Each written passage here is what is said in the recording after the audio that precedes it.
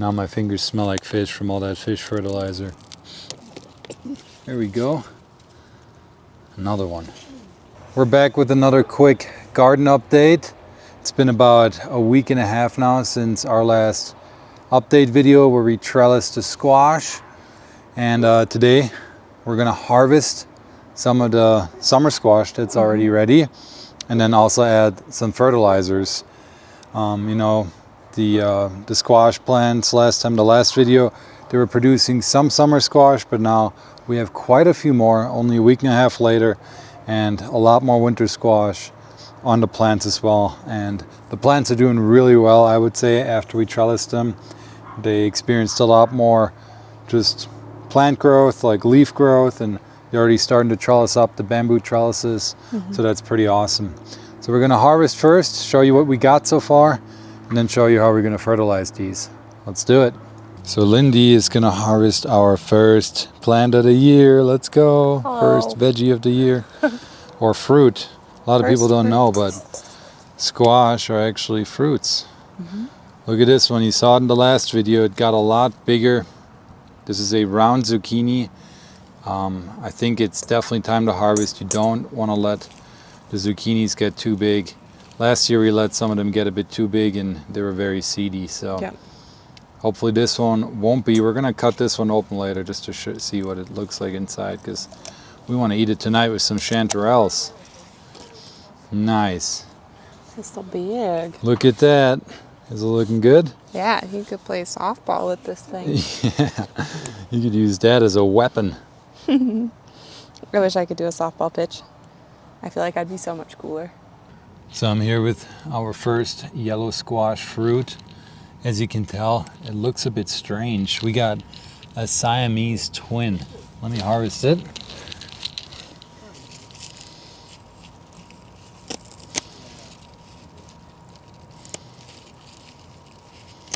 Got to be careful because there's a bunch of flowers around it. So first of all, what I learned last year that I didn't know is when you harvest squash, you want to keep some of the stem on there for whatever reason, especially for winter squash. It helps with storing them. But yeah, we experienced some of this conjointing last year with our winter squash, and I looked into it a bit more. And you know, there's a lot of factors that could cause this. The primary one usually being just how it was pollinated, how the flower was pollinated by pollinators, but also viral and bacterial diseases could cause this, as well as some other factors like the amount of nutrients in the grow bags and whatnot. So I'm hoping it's just a pollinator thing and not any any disease related thing, but the plant looks pretty healthy, so I think that's what it is. Looking good. We're gonna cook this one up as well. All right, 2 things in our bowl. Let's keep moving. Here we have another round zucchini that I think is good to harvest. Let's get these out of here carefully because there's a bunch of them growing around, so I'm gonna have to get in there somehow without damaging. Maybe we'll take this bottom one first.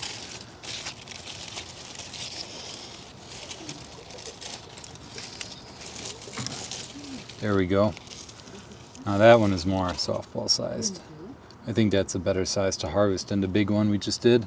Let's try to get this one on without damaging. There we go. Another one. Tiny little baby squash. So nice. Here we have another Siamese twin. This is the Fisher winter squash. Kind of hard to see, but there's a second one on the bottom.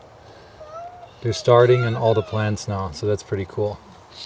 So here we go, first harvest of the year. Got those 3 round zucchinis and one of these yellow squashes. This is early prolific. And straight neck. Straight neck, yeah. It's been about, I think we planted in like June 10th, and now it's August 2nd.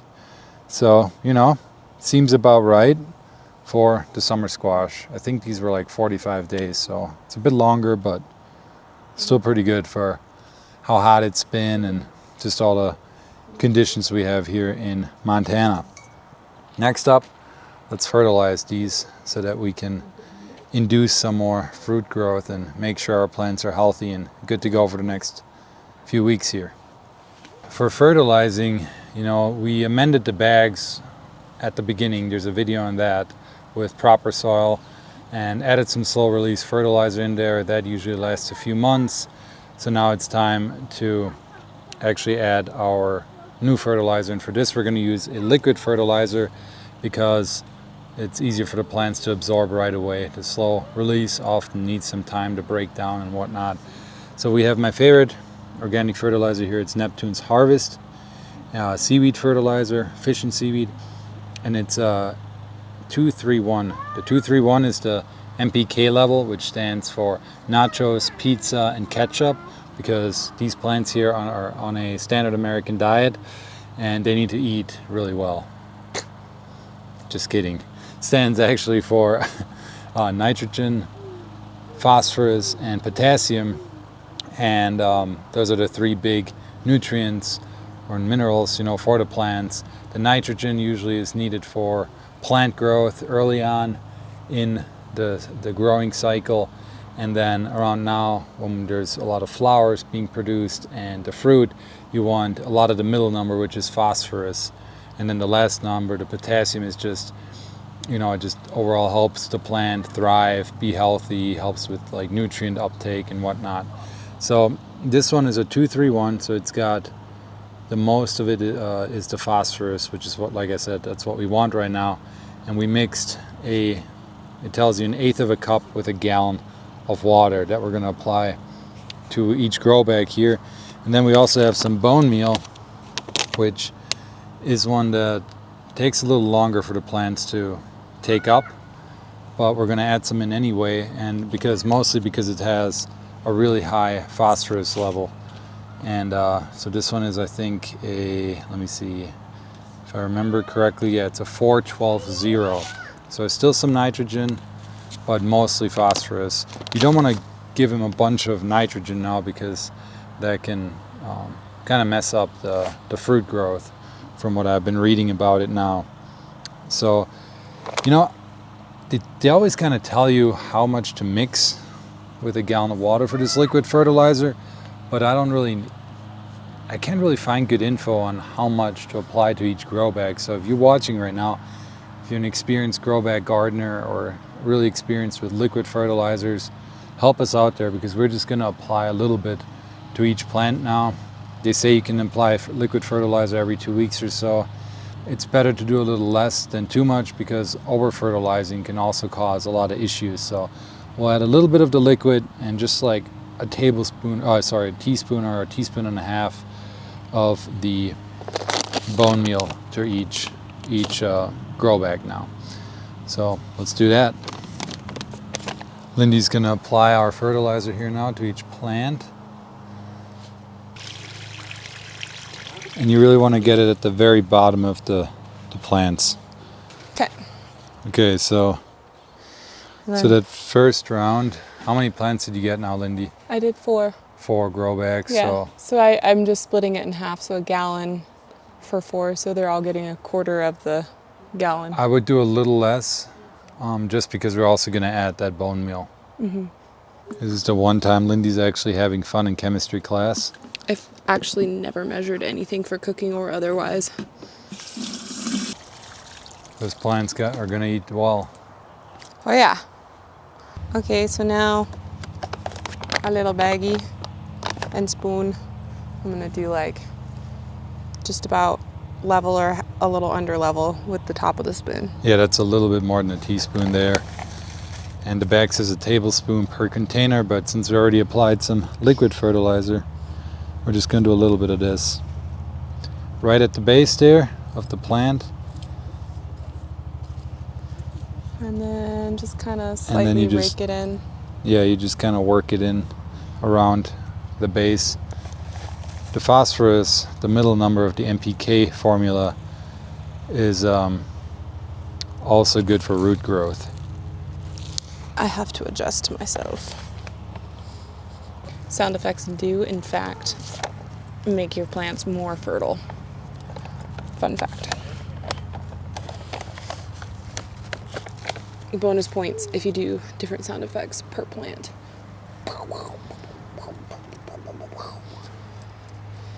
Ting, ting, ting, ting, ting, ting, ting. So. Now my fingers smell like fish from all that fish fertilizer. The neighbor cat's probably gonna love it. The bags are fertile, precious. We got a little Gollum in the garden. So one more thing I read in one of my Growbag gardening books is that you shouldn't really fertilize like in extreme temperatures. Like if it's 85 degrees or above, you shouldn't do it. I don't know why that is. If you know, let us know in the comments below. But today, you know, we have a lot like more cloudy day. It's not as hot, so I think it'll be just fine. But we fertilized everything now, harvested what we wanted to harvest. Let's go inside and cut open this big boy here to see if this is too big or just right, so we know how or when to harvest them going forward. Back inside now, got our zucchini squash here, our round zucchini squash. Let's cut this puppy open, see what it looks like on the inside, because I want to know if this is too big or not. Nice. That looks good to me. I don't see any enormous seeds. The rind is maybe a bit hard, but still seems like it's pretty good. So, you know, personally, I think I'd probably want them to be a little smaller than this, but I think we harvested it at just the right time, or maybe a little late, but looks good to me. So that's it for our garden update video here. Hope you guys liked it. If you have any tips for us, if you think we did anything horribly wrong with the fertilization, let us know. We're just learning about this. We're trying to take as many of you along for the ride as possible. So with that being said, thanks for watching. See you next time.